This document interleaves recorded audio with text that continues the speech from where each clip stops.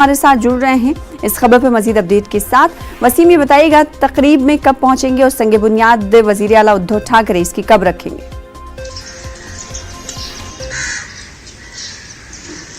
देखिए, ये सारा कार्यक्रम आज शाम 5:30 बजे के करीब रखा गया है। इस कार्यक्रम को लेकर काफी उत्सुकता है, खास करके शिवसैनिकों में। जिस तरह से देखा गया है कि शिवाजी महाराज के जन्मदिन को लेकर हमेशा सरकार और शिवसेना में अंतर दिखाई दिया है। तारीख के हिसाब से, तिथि के हिसाब से वो मनाते हैं। आज जिस तरह से स्मारक की ओपनिंग की जा रही है, इसे लेकर काफी उत्सुकता नजर आई। इस पूरी ओपनिंग की अगर बात करें तो एक राजनीति भी छिड़ी हुई है, क्योंकि इस पूरे कार्यक्रम के दौरान विपक्ष के किसी भी नेता को अभी तक आमंत्रित नहीं किया गया है। इस कार्यक्रम के दौरान जहां तक स्मारक की बात करें, स्मारक को लेकर लगातार पिछले कई सालों से प्रयास चल रहा था।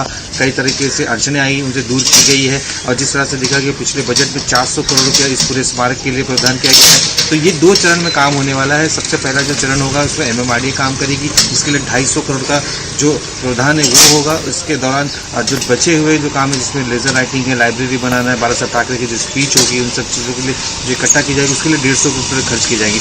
पहला जो चरण है 14 महीने में कंप्लीट किया जाएगा। उसके बाद दूसरे चरण में काम शुरू किया जाएगा, जिसे लेकर अब कहीं ना कहीं बीजेपी के जो नेतागण है वो नाराज दिख रहे हैं। साफ तौर पर उनका कहना है कि जब इस स्मारक की परमिशन की बात हुई थी, उस दौरान जो पूर्व मुख्यमंत्री थे देवेंद्र फडणवीस, जो आज महाराष्ट्र के विरोधी पक्ष नेता है, उन्होंने काफी प्रयास किया था। केंद्र सरकार से कई परमिशन लिए गए थे, लेकिन उन्हें आमंत्रित नहीं किया गया। लेकिन आज शाम 5:30 बजे जो कार्यक्रम होने वाले हैं, इस कार्यक्रम में उद्धव ठाकरे, अजीत पवार, बाला साहब थोराट मौजूद रहेंगे। जी, जाहिर सी बात है। तो इस प्रोग्राम की तकरीबात की तस्वीरें भी अपने नाज़रीन को दिखाएंगे। आपसे जुड़ेंगे। बेहद शुक्रिया हमारे साथ जुड़ने के लिए वसीम, और तफसीलात फराहम करने के लिए।